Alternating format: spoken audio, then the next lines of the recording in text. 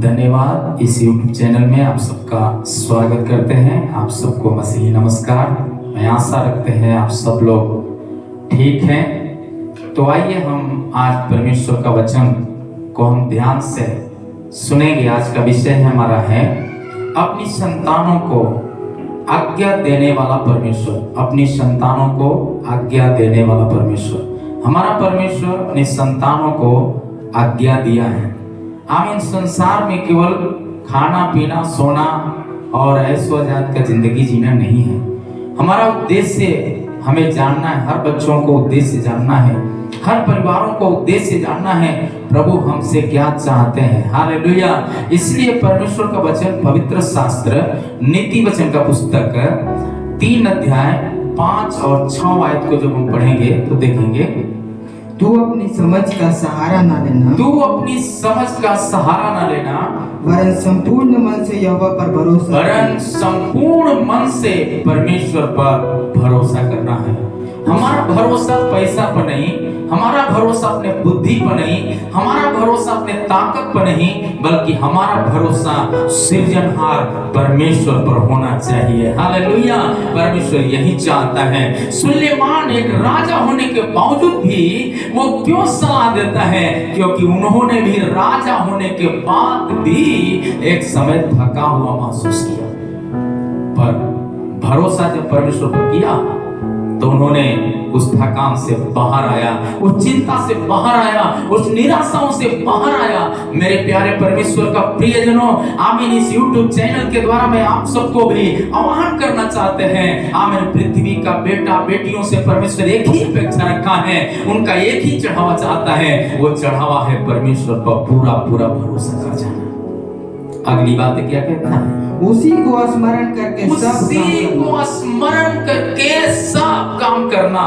सब काम करना यानी जो काम करते हैं पहले परमेश्वर को आदर करना। इसका मतलब ये नहीं हम स्मरण करके नशा लें, इसका मतलब ये नहीं कि स्मरण करके चोरी करें, इसका मतलब ये नहीं कि अपने परिवार को छोड़ के दूसरे परिवार के साथ दीवाना हो जाए। परमेश्वर ये चाहता है हमें दीवाना परमेश्वर के साथ हो जाए। हालेलुया।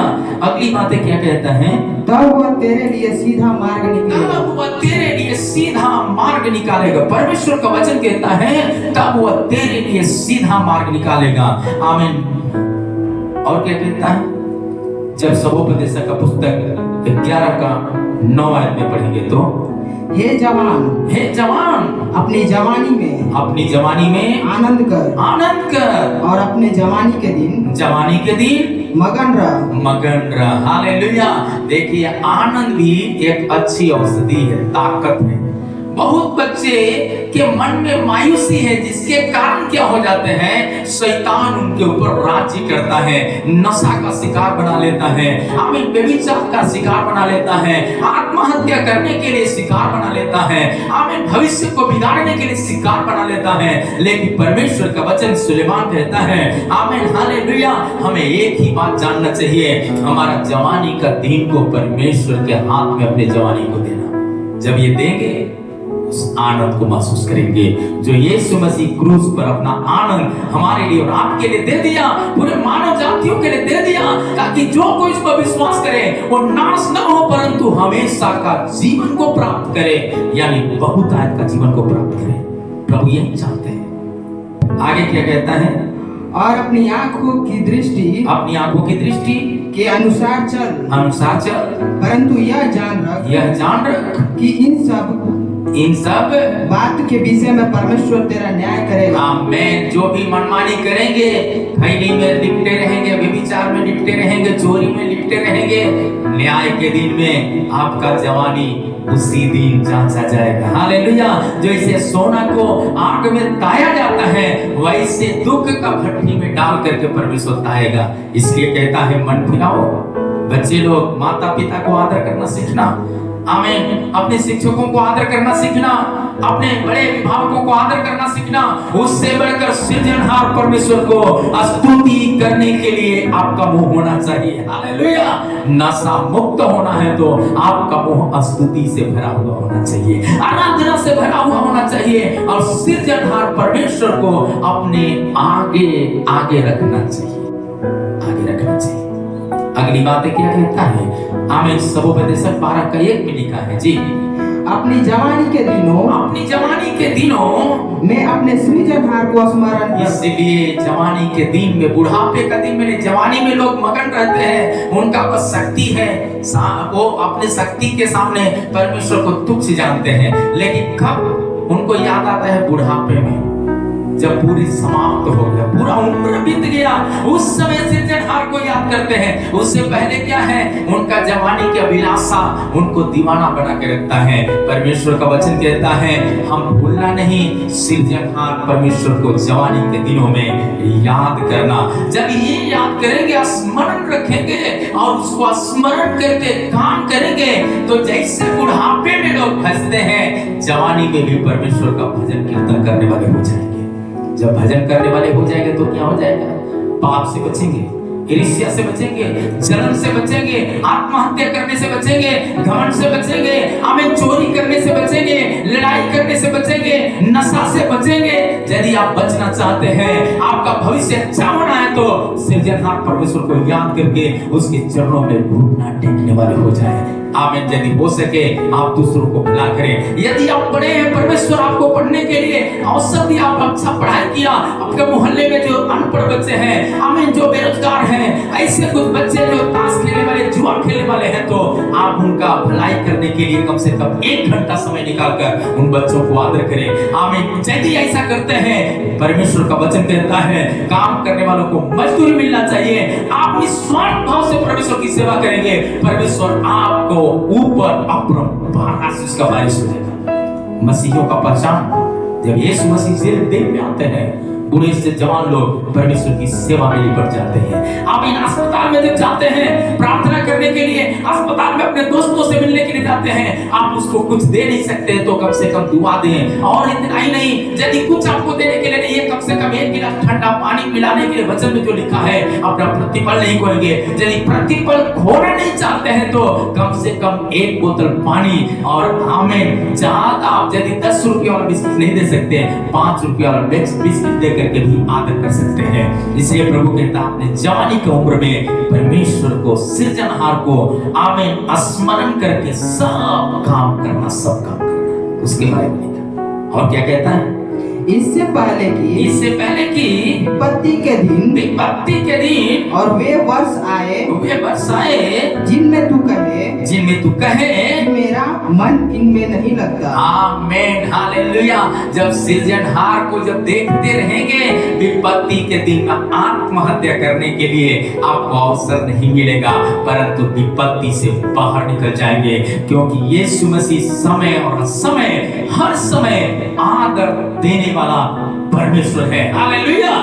इसलिए मेरे प्यारे परमेश्वर का प्रियजनों, हमें चाहिए उस सृजनहार परमेश्वर को याद करें। इसलिए एफिसियों की पुस्तक 6वां अध्याय 1 से लेकर 3 आयत तक जब पढ़ेंगे, वहां पर लिखा है, क्या कहता है? हे बालकों, इसलिए हे बालकों, प्रभु में अपने माता पिता का आज्ञाकारी बनना है। बहुत बच्चे लोगों का भविष्य क्यों बिगड़ता है? माता पिता को सम्मान नहीं देते हैं। और जो माता पिता को सम्मान नहीं दे सकता, परमेश्वर को कैसे सम्मान दे सकते हैं? परमेश्वर को सम्मान देने वाले माता पिता को सम्मान देते हैं। हालेलुया। अगली बातें क्या कहते हैं?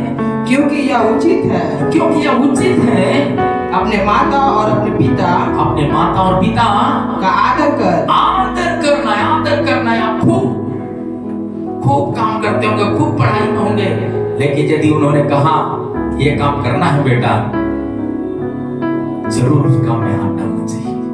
क्यों? परमेश्वर उनको जिम्मेदारी दी आपका पालन पोषण के लिए, यानी उनका हाथ मजबूत करने के लिए आपका भी उतना ही जरूरत है।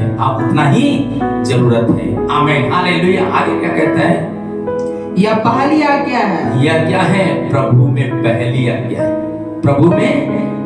पहली आज्ञा है। इसलिए सृजनहार परमेश्वर को याद करना मतलब अपने बड़े अभिभावकों को आदर करते हुए परमेश्वर का नाम को ऊंचा करना है। आमीन। अगली बात है परमेश्वर का वचन, भजन संहिता का पुस्तक 119 का 9 आयत में लिखा है, जवान अपनी चाल किस उपाय से शुद्ध रखे, किस उपाय से शुद्ध कर सकता है? तेरे वचन के अनुसार सावधान रहने से। परमेश्वर का वचन सुनकर सावधान रहने से अपना शरीर को भला चंगा रख सकता है, बुद्धिमान बना सकता है। इसलिए प्रभु का वचन कहता है, इसके लिए कोई सेंट लगाने से हम पवित्र नहीं हो सकते, आज्ञा मानने से महापवित्र हो सकते हैं। इसलिए प्रभु का वचन कहता है, आमीन, बलि चढ़ाना, आज्ञा बलि चढ़ाने से उत्तम आज्ञा मानना है। आज्ञा मानना बलि चढ़ाने से उत्तम है। यही कारण है परमेश्वर का वचन पौलुस कहता है, यह पहली आज्ञा परमेश्वर ने दिया है अपने लोगों को सम्मान देने के लिए। हर संतानों से परमेश्वर यही चाहता है। यीशु मसीह जब बालक रूप में धरती पर देह में था, संसार में आया मनुष्य बनकर, अपने पिता को मृत्यु के अंतिम श्वास तक उन्होंने क्या किया है? पिता का वचन को आदर किया, जिसका कारण क्रूस उसको अपने बस में नहीं कर पाया, सतावट उसको अपने बस में नहीं कर पाया, यहां तक कि कब्र भी अपने बस में नहीं कर पाया। कब्र में से तीसरे दिन जी उठा है। शायद बहुत से लोग बोलते होंगे आपका रिजल्ट अच्छा नहीं है, बहुत लोग बोलते होंगे आपका भविष्य अच्छा नहीं होगा, लेकिन परमेश्वर का वचन कहता है, आज्ञा मानने वालों का भविष्य चमकाने वाला हमारा जिंदा खुदा है। हालेलुया! क्योंकि यीशु मसीह कब्र में से बाहर निकला है, आपका भी भविष्य को बना के परमेश्वर उस चट्टान पर खड़ा करेगा, जिसको वायदा किया था पत्रस से, मैं इस चट्टान पर अपनी कलीसिया बनाऊंगा, अधोलोक के फाटक कभी प्रबल न होंगे। आप अपने गांव और समाज के लिए यीशु मसीह का पहचान बनकर के आगे हो जाएंगे। कोई सरकारी नौकरी मिलेगा, उसमें भी आप पहचान करेंगे, मैं यीशु मसीह का चेला हूं। हालेलुया! यही तो परमेश्वर चाहता है। उसके द्वारा आपका माता पिता का नाम, आपका कुल खानदान का नाम रोशन हो जाएगा। और यीशु मसीह यही काम किया, हमसे भी आपसे भी यही अपेक्षा रखता है। कुलुसियों का पुस्तक 3 अध्याय 20 आयत में, हे बालकों, इसलिए हे बालकों, सब बातों में अपने माता पिता की आज्ञा का पालन करो। इसलिए बच्चों को बार बार, अपने बालकों पर बार बार दया दिखाने के लिए प्रभु चाहते हैं, कृपा बनाए रखने के लिए चाहते हैं। इसलिए कहते हैं, हे बालकों, सब बातों में, एक बात में नहीं, ये नहीं, ये तो काम किया था ना, दूसरा है आप काम कर लीजिए, मम्मी आप कर लीजिए ना, आप कर लीजिए ना, ऐसे नहीं। जितना काम बोले, बच्चे का, माता पिता का बीच का नेतृत्व क्या होना है? आदर करने का स्वभाव। बहुत बच्चों में नहीं है, इसलिए क्या हो जाते हैं, पढ़ते खूब में, मेहनत खूब करते हैं, लेकिन भविष्य का जो मिलना चाहिए। कोई किसान खेती करने के लिए गया, क्या किया? बिना घास निकाले ही उसमें बीज डालेगा, क्या हो जाएगा? घास पहले जमेगा और बाकी बीज क्या हो जाएगा? बीज जल जाएगा, उसमें से फल नहीं आएगा। एक तरह से कहें तो आपका जो जिंदगी में बहुत तरह के घास है, नफरत का घास, ईर्ष्या का घास, आमीन, कमी का घास, बुराई का घास, वो घास से आजाद होना है तो परमेश्वर का वचन कहता है, आज्ञा मानो, अपने बड़ों को आज्ञा मानो। आमीन, हालेलुया! यदि हम रहेगा, हमें बहुत फल आएगा, हमें बहुत फल आएगा, आप में बहुत फल आ जाएगा। राजा का भविष्य अच्छा हो जाएगा। राजा का दोस्त लोग बोलेंगे, अरे इसका माता पिता तो फीस स्कूल में जमा समय पर नहीं करते थे, लेकिन उन्हीं के सामने जो फीस समय पर जमा करते थे, शायद उनका माता पिता जमा करते होंगे, बच्चा उसका महत्व नहीं दिया, जिसका कारण वो पीछे छूट जाएंगे और आप क्या हो जाएंगे? आज्ञा मानने के कारण आपका भविष्य चमक जाएगा। एक दिन जब बड़े हो जाएंगे, आमीन, जब मिलेंगे, जब नौकरी करके या सेवा भी करेंगे तो बड़ा आनंद के साथ जब मिलेंगे, आपका कपड़ा में लाइट आज शायद उतना मम्मी पापा को बोलते होंगे हमको 1000 रुपये वाला कपड़ा कर दिए, शायद नहीं खरीदते होंगे, 200 रुपये वाला खरीदते हैं। आप आनंदित होना है, आमीन। वो 200 रुपया का कपड़ा से परमेश्वर आपको दुगना अभिषेक दे देगा। हालेलुया! आपका कपड़ा में लाइट, आपका बुद्धि में लाइट, आपका ज्ञान में लाइट, आपका जीवन में सामर्थ्य से भरपूर हो जाएगा और अच्छा भविष्य हो जाएगा। इसलिए दूसरा को देख करके हमको नीचे नहीं होना है, यीशु को देखकर ऊपर होने के लिए चेष्टा करना। आमीन। अगली बात क्या कहता है? क्योंकि प्रभु इससे प्रसन्न होता है। प्रभु इससे क्या होता है? ऐसे बच्चों से प्रसन्न होता है। तो जब प्रसन्न होगा, गुरु जब प्रसन्न होगा, स्कूल का जब टीचर प्रसन्न होते हैं तो नंबर दे सकते हैं। जो आमीन, वो भी शरीर से जन्मा, उनके अंदर पाप, बुराई या बहुत तरह के कुछ हो सकते हैं। जब संसारिक माता पिता अपने बच्चों को अच्छी वस्तुएं देना जानते हैं, स्वर्गीय पिता आज्ञा मानने वालों को पवित्र आत्मा और मांगने वालों को पवित्र आत्मा क्यों ना देगा। इसका मतलब पवित्र चीजों से प्रभु अनंत आदर करेगा जिसको आप गिनती नहीं गिन सकते। ऐसा भविष्य चमका देगा, परमेश्वर का कलाम कहता है। अगली बात क्या कहता है, इसी बात को जब हम पढ़ेंगे नीति वचन का पुस्तक 4 अध्याय 20 से 22 तक। हे मेरे पुत्र, हे मेरे पुत्र, मेरे वचन ध्यान धर के सुन। मेरे वचन को इसलिए ध्यान धर के सुनना है। YouTube चैनल में सुनने वाले हर बेटा बेटियों से मैं बताना चाहते हैं, आप यदि सुनते हैं इस वचन को ध्यान से सुनिए और जीवन में लागू करके देखिए। यदि आप 1 साल कंटिन्यू इसको लागू किया, आपका जिंदगी का भविष्य को परमेश्वर चमका देगा। परमेश्वर का वचन कहता है सूरज की रोशनी के समान, जो आपका भविष्य देखकर दूसरा बच्चा चंगा हो जाएगा। आमीन। अगली बात क्या कहता है, और अपना कान मेरी बात पर लगा। और इतना ही नहीं, बड़े ध्यान से कहता है कान मेरे वचन पर लगा। बाइबल में एक बार नहीं अनेकों बार लिखा है, जिसका कान है, आत्मा कलीसिया से क्या कहता है, जिसका कान है वो सुन ले। कान है, सुन ले। मेरे प्यारे परमेश्वर का प्रियजनों, आप परमेश्वर की कलीसिया है और आपका उत्तरदायित्व है उसको सजा के रखना, उसको संभाल के रखना। आगे क्या कहता है, इनको अपनी आंख की ओट ना होने दे। और इसको क्या करो, आंख की ओट ना होने दे। आमीन, हालेलुया। वरन अपने मन में धारण कर। और मन में इसको क्या करना है, जैसे कपड़ा जैसे आप शरीर के लिए जरूरी है, वैसे मन में यह आज्ञा को धारण करना, पहन लेना है। आज्ञा को पहन लेना। यीशु मसीह आज्ञा को पहना तो यूहन्ना से डूब कर क्या किया, बपतिस्मा लिया, यानी पहन लिया। हम भी मन फिराकर संसार के हर बातों को भूलकर, हर नशा को भूलकर यीशु मसीह को पहनकर यीशु की सेवा के लिए दौड़ चले। प्रभु यही चाहते हैं। आमीन। अगली बात क्या कहता है, नीति वचन का पुस्तक आमीन जब 8 का 32 आयत को पढ़ेंगे तो मिलेगा जी। इसलिए अब हे मेरे पुत्र, मेरी सुनो, क्या ही धन्य है वे जो मेरे मार्ग को पकड़े रहते हैं। हालेलुया। मार्ग को पकड़े रहते हैं। आप परमेश्वर का दिया हुआ आज्ञा रूपी मार्ग को जिंदगी भर पकड़ के रहिए, आपका हर कमी घटी को परमेश्वर पूरा करेगा। हालेलुया।